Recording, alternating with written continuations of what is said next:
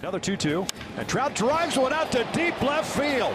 Oh my, that is long gone. This is Mike Trout, the greatest player of the 2010s. On May 27th, 2017, he went 2 for 4 against the Marlins, ending the day with a season OPS over 1,200. Unfortunately, the next day he was taken out of the game with a thumb injury, which kept him out of action for nearly 2 months. Prior to the start of the regular season, Trout was listed as the favorite for American League MVP by virtually every media outlet. So who was next up? Well, ESPN preseason predictions listed players like Carlos Correa, Manny Machado, Mookie Betts, and Francisco Lindor. Here's the thing though, none of these 5 players, including Trout, were in the top 3 of AL MVP voting at the end of the season. This was the same story in the National League too. However, just because these players didn't end up becoming MVP candidates, that doesn't mean they didn't make things interesting. In short, the 2017 MVP race was a perfect mess. So let's set the landscape of MLB heading into the 2017 season. The MVPs of the 2016 season were Mike Trout and Kris Bryant, one player on a 74-win team and the other player on a championship team. The 2016 World Series was one of the best in modern history as the Cubs broke the curse of the Billy Goat and won their first championship in over a century.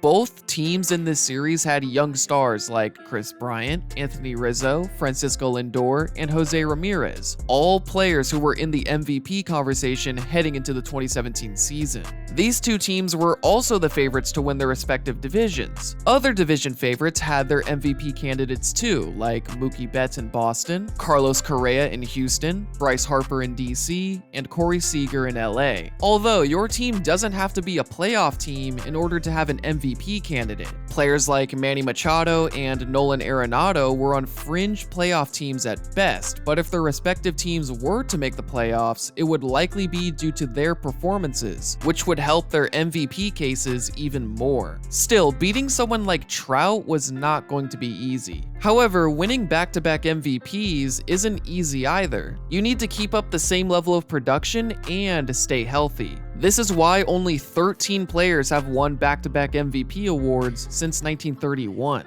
In order for Trout or Bryant to secure another MVP award, a lot of variables need to go their way. But if you want to secure the privacy of your email, look no further than today's sponsor, StartMail. The mission of StartMail is simple: to keep the private information in your email private. While big email companies hoard and sell your personal information found in your email, StartMail protects your information. As someone who understands the risks of emailing business or financial information, especially during tax season, the security of my information is very important to me. Backed by the most stringent privacy laws in the world, StartMail encrypts your emails to ensure its privacy. And when you delete an email, it's gone forever. For example, I have some very important information I want to send. First, you log in using your StartMail email address. Then click on Compose to begin writing the email. Fill in any necessary information, and then I attach the very important information file. After that, I sign, add a personalized password and your own PGP key, and send the email knowing my information is safe.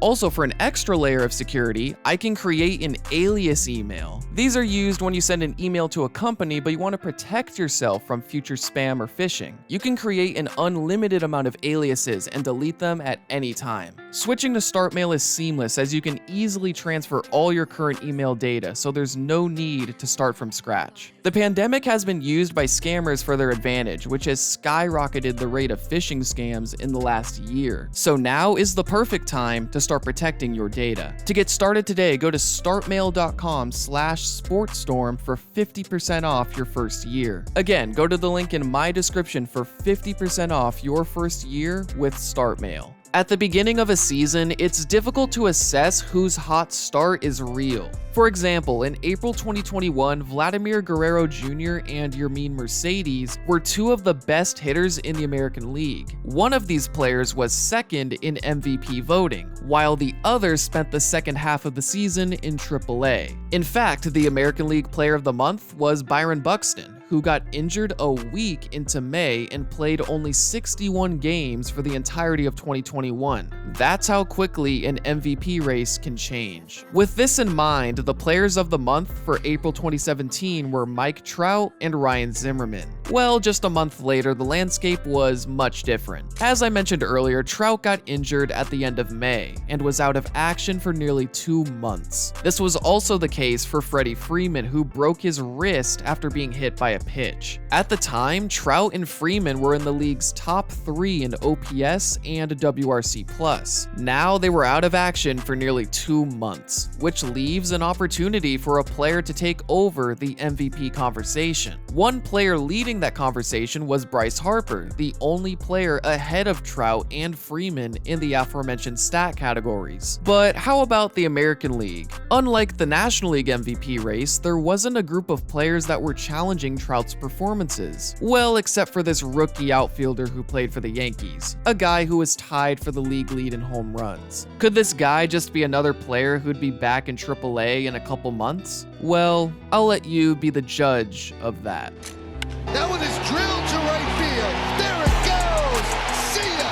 Grand slam. And he's back in the lead. So he's again tied with Trout, and the Yankees have a 5-2 lead. Not only was Aaron Judge April's American League Rookie of the Month, he was second in WAR behind Mike Trout at the end of May. With Trout now injured, a rookie Aaron Judge was the leader for AL MVP. Still, to get a real idea on the true leaders of this MVP race, we have to fast forward to the All-Star break. Aaron Judge squashed any claims of overperformance by leading the league in home runs, OPS, WRC+, and WAR. We've already talked about Harper, but Joey Votto and Paul Goldschmidt made notable strides to place themselves in the conversation. However, as you may notice, Judge is the only American League player, and with a 1+ WAR lead above the second place player, Judge was seemingly cruising to an MVP rookie season. But let's hold on a second, because there is a player here who has yet to be mentioned. Oh, I didn't know you got something. Deep to left center field, way back, all the way towards the wall, gone. Despite sitting second in WAR, Altuve's ascension to the top of these leaderboards was quiet. In only 1 month between April and June did Altuve sit in the top 10 in monthly WAR. While players like Miguel Sano, Brett Gardner, and Mike Zunino performed better than Altuve in some of these months, Altuve was consistently performing well. By the end of July, Altuve was MLB's best hitter as he possessed a batting average just under 500 for the entire month. And as Judge experienced his first slump, Altuve was the new AL MVP leader. So, with a 2-man race being set in the American League, what's going on in the National League? Well, like the Astros, the Nationals had a pair of MVP candidates, Bryce Harper and Anthony Rendon. In fact, looking at the top WAR leaders, most of these names we've mentioned already, with the exception of 2, Andrelton Simmons and George Springer. Simmons has never been known for his bat, rather his incredible defense at shortstop. So Simmons, sporting an OPS of 811, a number over 100 points above his full season career high, definitely raised some eyebrows. The other player we haven't mentioned is George Springer, who despite not receiving the praise given to some of his teammates, was among the league leaders in home runs, tied for 7th at the end of July. Still, in spite of Judge's July slump, he remained the league leader in home runs. However, throughout the month of August, an outfielder in South Beach was tearing up the league in a quest towards history. 10 spotters and stand to left. Oh my goodness! Get out of here! Sitting in second place on the home run leaderboards at the end of July, Giancarlo Stanton propelled himself to the top of the home run leaderboard with a 14 home run lead on Judge. With 1 month left to go, Stanton had a real shot at reaching 60 home runs, something that's only been accomplished 8 times in MLB history. Although Stanton wasn't leading the league in WAR, that player was Jose Altuve, whose season-long consistency hasn't taken a dive, unlike Judge, who was coming off his worst month of the season. It seemed that Altuve had the award in the bag, and the only way this race could get interesting is if Judge has an insane month to end the season. Bases clearing double. There it goes.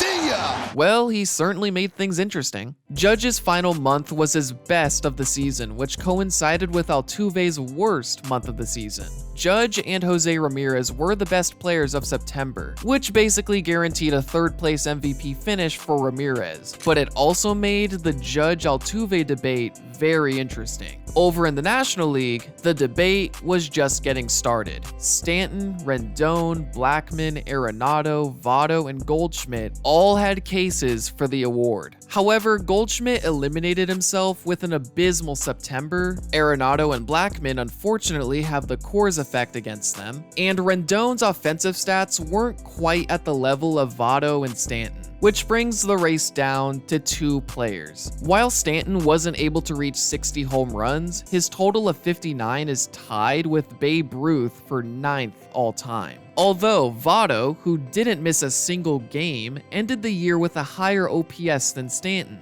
So we have 2 two-person races in each league, each with their own argument as to why they should win the award. While the AL MVP race seemed close, the voters certainly didn't think so. Altuve won his first MVP award, picking up 27 of the 30 possible first-place votes. However, the National League was much more contentious. In what was the 4th closest MVP vote of all time, Stanton edged out Votto by 2 points to win his first MVP award. They both received 10 first-place votes, but an extra second and third-place vote for Stanton is what gave him the edge. In both races, you can make arguments for each player. In the National League, Stanton had one of the best power-hitting seasons of all time, while Votto was slightly better from an OPS standpoint. However, there wasn't much of a difference in overall output between the 2 players. I think this race came down to narrative. Since neither player made the playoffs, the historical significance of Stanton's season is what put him over the edge. As for Altuve and Judge, setting aside the controversies of the Astros scandal that were unknown at this point, at the very least, I think Judge deserved more first-place votes. I understand why Altuve was given the award, as he was consistently great all season, while Judge struggled for a decent portion of the year. Also, Altuve struck out much less, was a great base runner, hit a solid amount of home runs, along with his doubles and triples. As for Judge, he was the better run producer and was the better defender, albeit in a less valuable position. Nonetheless, I have no problem with Altuve winning the award, but I do wish Judge earned more first-place votes. The 2017 MVP race showcased how fluid these award races truly are. At one point, Mike Trout was heading towards his 2nd straight MVP award, and Freddie Freeman was right up there with him, only for injuries to end the cases for both players. At the end of the day, we had 2 award races, where you can make legit cases for multiple players. While this sparks some heavy debate and contentious results, it shows that the plethora of talent in MLB is only getting better. Overall, the 2017 MVP race was messy, but it was great for baseball. I hope you guys enjoyed the video. Leave a like if you did, and subscribe for more content just like this. Thanks for watching.